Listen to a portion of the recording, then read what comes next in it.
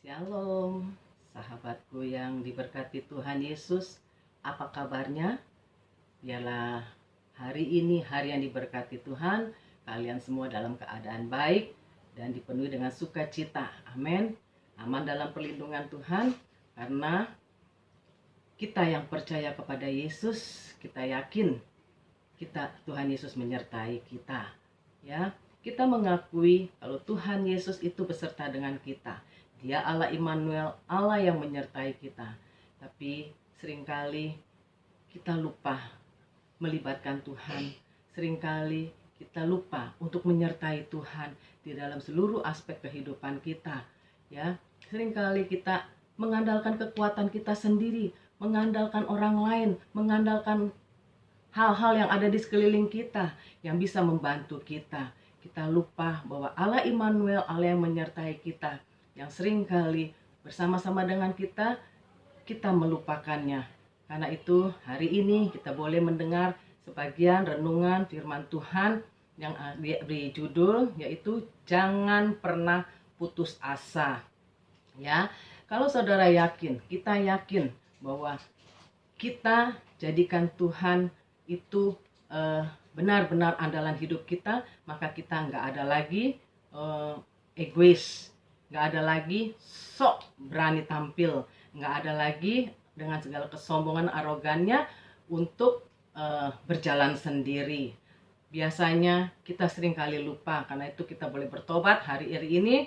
Biarlah kiranya Tuhan sendiri akan tolong, ya. Kalau segala sesuatu dalam keadaan kita, dalam keadaan yang di dalam hidup kita itu jalannya lancar, usaha kita lancar, rumah tangga kita lancar, keuangan kita lancar, kita seringkali sisihkan Tuhan itu. Kita berjalan sendiri dengan kuat dan gagah kita, sepertinya kita lakukan semuanya itu karena kita.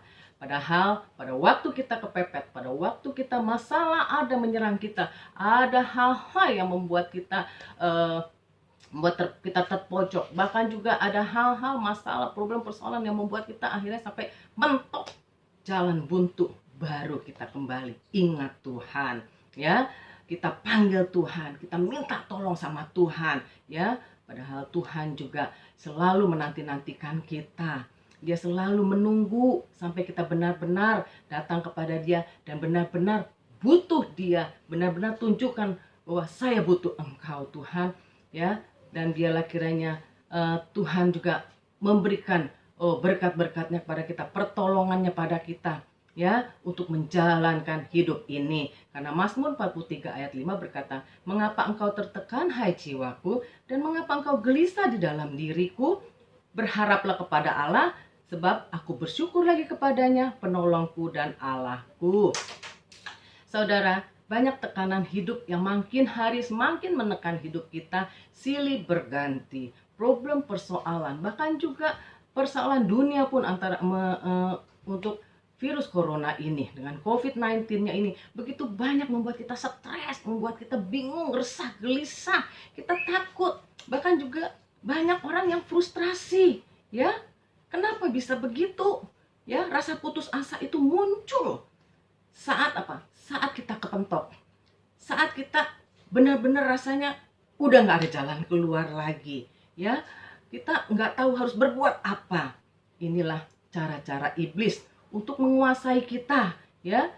Dia tekan kita sampai kita putus asa, stres, depresi, putus asa, bahkan niat-niat jahat kita itu sampai akhirnya nanti kebunuh diri. Kenapa? Karena udah pikiran kita udah seperti orang gila, ya. Kita merasa nggak ada lagi pertolongan, ya, nggak ada lagi yang bisa nolong kita.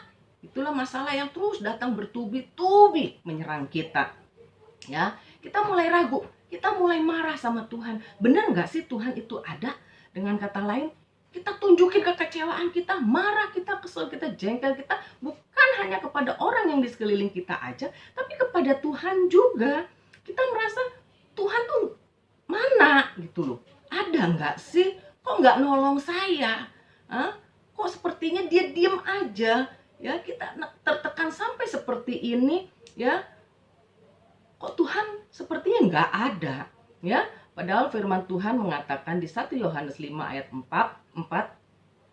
Sebab semua yang lahir dari Allah mengalahkan dunia. Dan inilah kemenangan yang mengalahkan dunia, iman kita.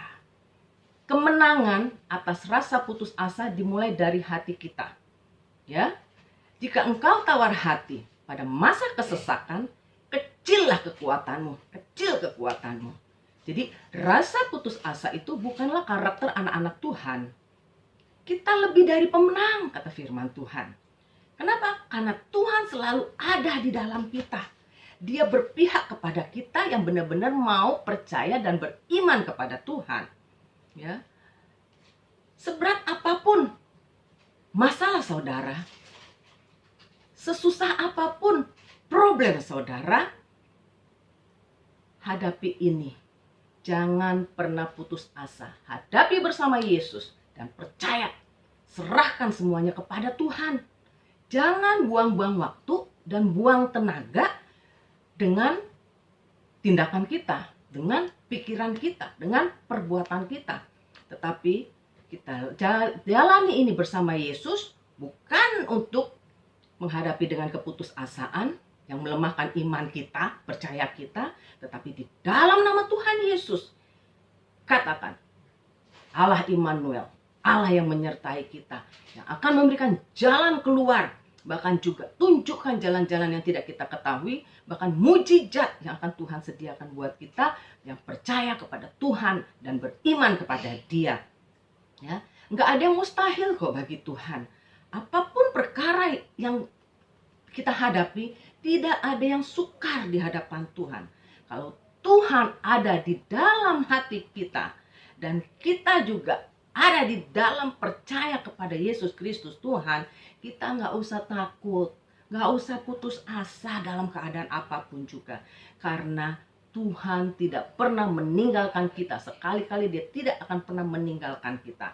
Karena itu percayalah, engkau, saudara, dan saya, anak Tuhan Yesus yang dikasihi Tuhan, yang akan dibela oleh Tuhan, dituntun dari kemenangan sampai ke kemenangan, dari glory ke glory. Yang penting dekat sama Tuhan, andalkan Tuhan, dan percaya dengan iman kita akan menang. Tuhan Yesus memberkati seluruh aspek kehidupan kita, percayalah. Amin.